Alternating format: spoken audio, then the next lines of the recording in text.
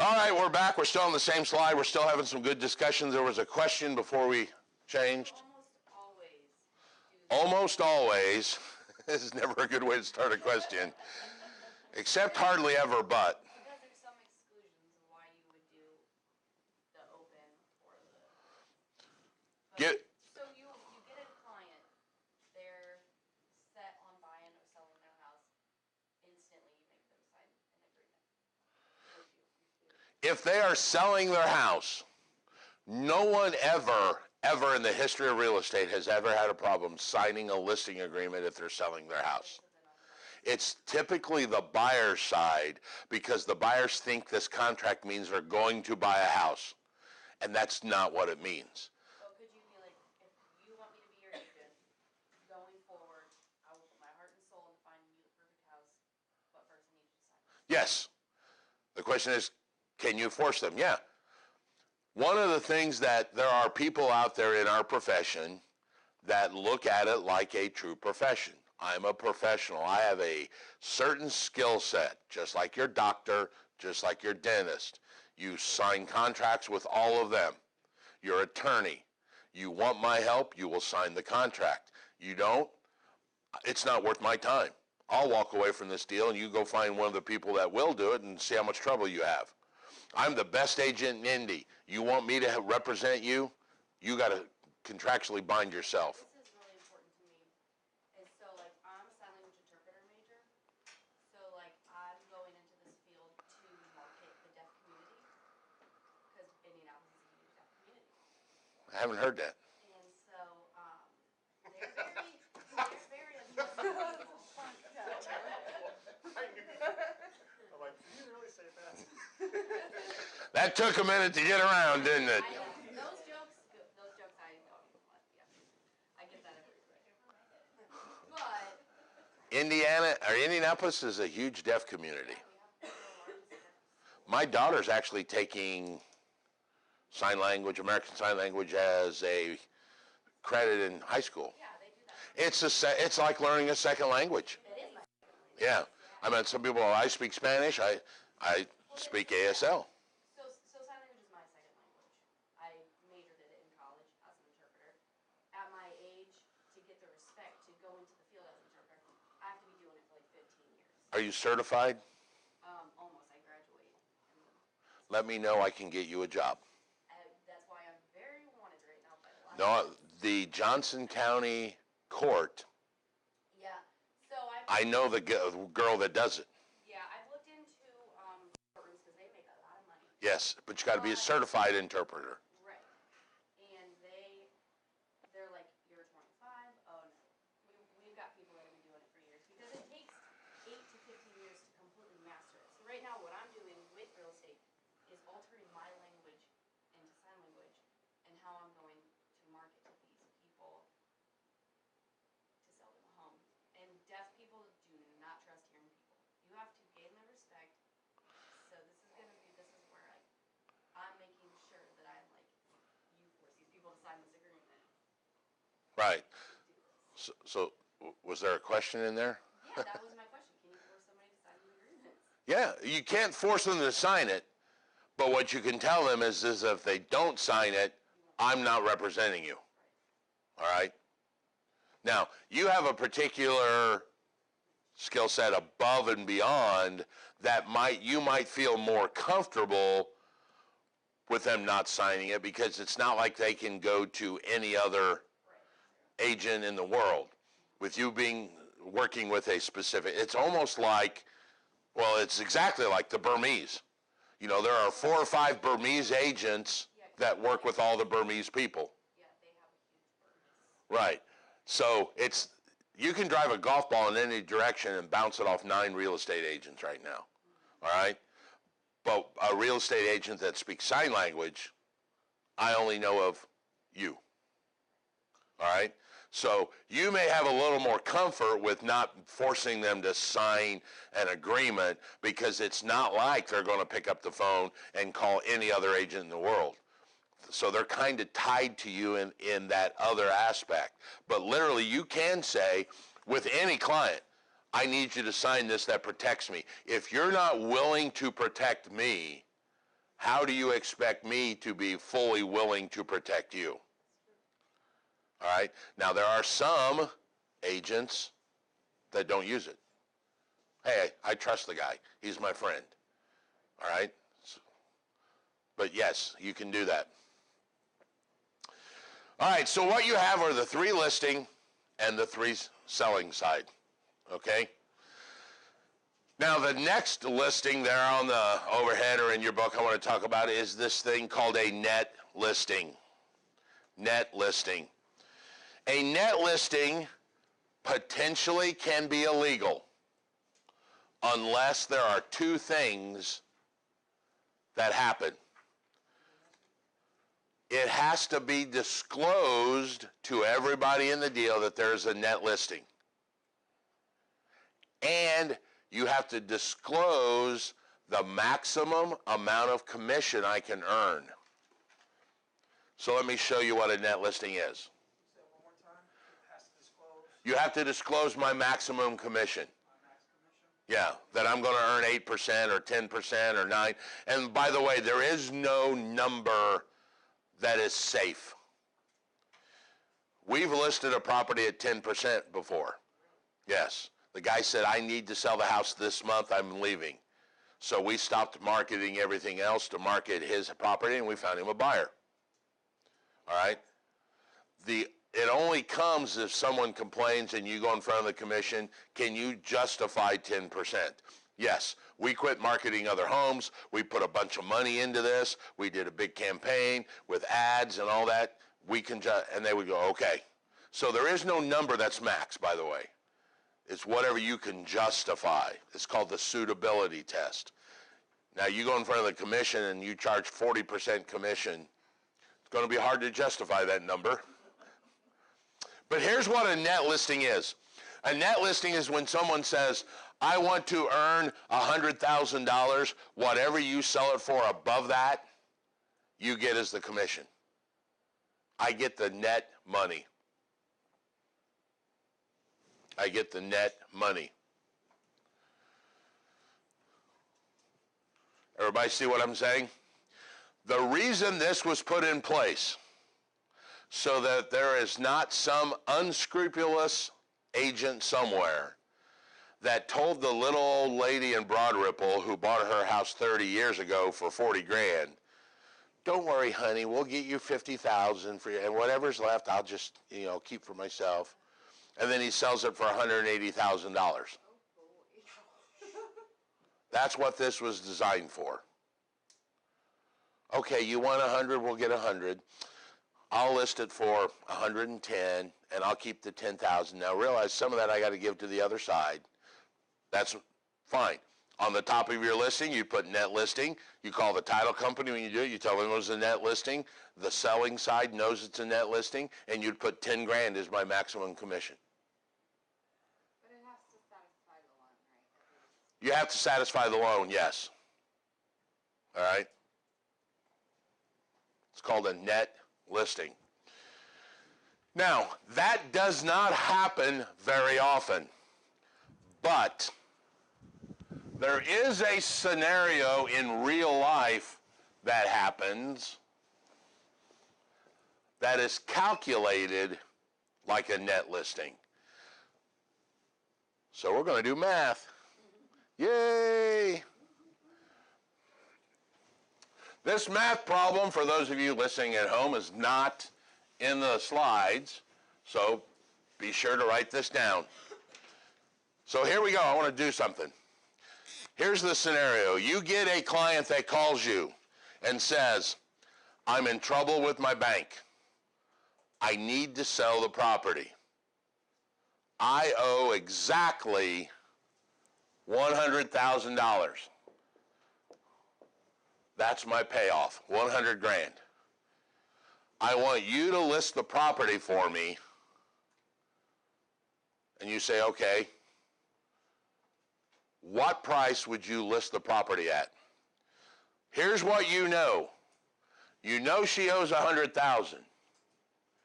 And you know, based on your experience, that the closing costs are $1,500. Write that down. for those of you at home. Closing costs are $1,500.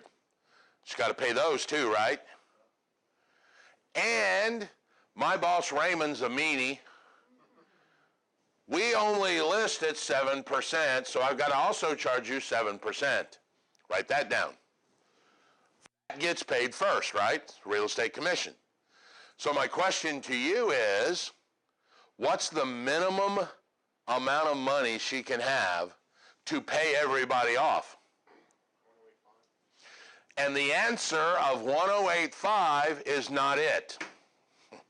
That's the one everybody does. 108.5 is not the answer. 108.605 is not the answer. We got a separate, let's put that down. 108.605. Here's the answer. If John was one of my agents and came to me and said, we just did this at 108.5, when we get to the closing table, John's going to be in trouble. And even more in trouble when he calls me and says, oops, I gave him the wrong number. This math is hard to explain. I will tell you that right now. You cannot take 7% of 100,000 and add it back on top of the 100,000, because now 7% of that is greater than 7,000 because of that portion on top. What? Exactly. Let me give you another example.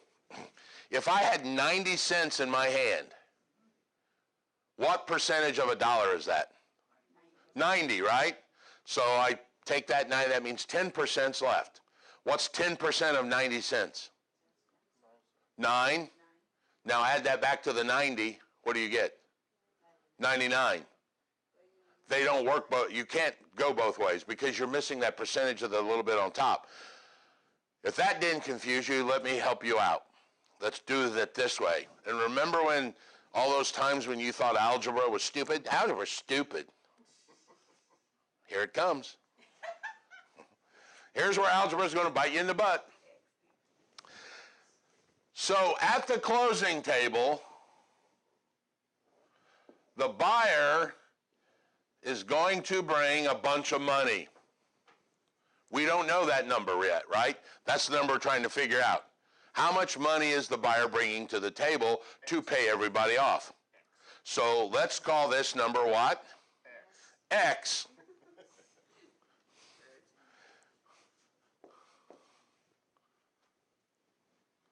Now, of that X, how much is the real estate company getting? 7% of it, right? So that means how much does the buyer or the seller get? The seller then gets 93% of that X. Are you with me so far? At home, write that down. You get 93% of X. But that 93% of X pile of money has to equal how much? Has to equal all of her bills, right? Which are what?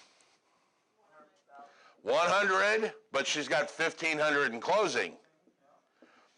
So that 93% of that pile of money has to pay off all her bills, which is 101,500. We get that from the 100,000 payoff, and she's got closing costs of 1,500. That number came from, you guys were professionals. You know, hey, it's about 1,500 bucks. So now what you have is your first algebra equation you will use in your adult life. 93% of X equals $101,500.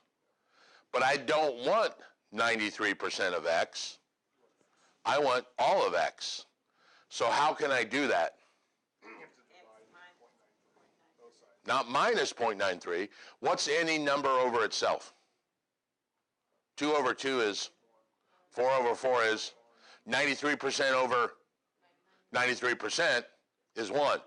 So if I divide this side by 0.93, I get 1x. The 0.93s drop out. And I can do that mathematically as long as I do what? Same thing to the other side of the equation. So if I take the 1015, divide it by 0.93, that tells me now I've got this equation, x equals 1015 divided by 0.93, and if memory serves me, it's like 109, 250? 109, 139. That's the minimum amount that your client can accept and still pay everybody off. And if you don't believe me, take 109, 139, multiply it by 7%, that's my commission. Take that off of 109, 139. You get left with 101,500. Take the 1,500 off that she would pay to closing. You're left with exactly 100,000, and boom, you pay the payoff, and she'd walk away, and you've saved her from a foreclosure because she paid the loan off, paid the closing costs, and walked away scot-free. Can you still sell somebody's house if they're actively in a foreclosure? Yes. Can you still sell a house if they are actively in a foreclosure? Yes. You can't once it's gone to foreclosure. We'll talk all about that in the next 2 or 3 chapters. So at John's 1085, everybody say hi, Mark. Mark's got not 1, but 2 closings today. Yeah. Yeah. So at Mark's 1085, you take 7% away from that because you got to pay me. I'm first. You take the 101.5 because the closing cost gets paid. What you end up with, if you want to do the math, is like $99,450. It's not enough to pay off the loan. So the client now goes, dude, you're the one that told me that number. So John gives up some of his commission to make sure the client can close, and then comes back to me and goes, hey, we had to give up some of our commission because I had the wrong number. No. That comes out of your portion because you did the wrong math. You didn't call me first. And we could play this game forever. All you need to understand is whatever the total of her bills are has to equal her portion of money. And her portion of money comes from the total minus my commission. So let's say I charged 6% commission. The payoff was 125. Write this down at home. 125,000 is the payoff. She has 1,200 in closing. That number, once again, comes from your experience. You've closed with this title company several times. You can go back and add up previous closings and know it's going to be right at 1,200 bucks. Now, what you would do, hopefully, is if it's 1,100, you would put 12, so she might walk away. But you know it's 1,200. And she wants to walk away with $1,000 as well so she can put the money down on her first apartment. So what you've got is $125,000 payoff, $1,200 in closing, and she wants to walk away with $1,000. If I charged 6%, how much is the portion of her pile? 94%, right? So 94% of X, which is the pile, has to equal all of her bill total, and her bill totals are how much? Yeah, 125 plus 1.2, or 1,200 plus 1,000, is 127,200. Now divide both sides by 0.94. That tells you what? I didn't do that math. Somebody do that math for me. 135, 319.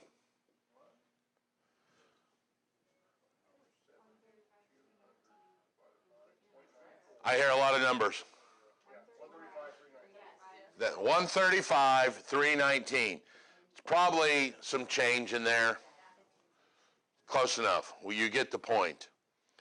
So what I'm telling you is for this girl to pay everything off, you can't sell below 135,319. What happens when the house isn't worth that? What happens when the house isn't worth that? That's when you go, you need to talk to Tucker and call them because I don't want to deal with this. No, then you're going to have to deal with what's called a short sale, and we're going to get into that whole other chapter. That's a good question because the premise is you've got to understand that that house will appraise for 135,319. If it can't, then you've got other issues that we're going to go a different direction. Called a short sale, called all kinds of things that we can get done. All right? And if you want to do that math for fun at home, take the 139,319, multiply by 6%, take that off. Take off the 1,200 for closing. Take off the 125 to pay off her mortgage, and what's left is $1,000. And that's the $1,000 that she would get at closing for the down payment of the apartment.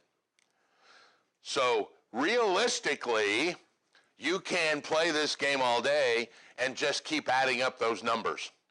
But at some point, you're going to run into exactly what she was saying.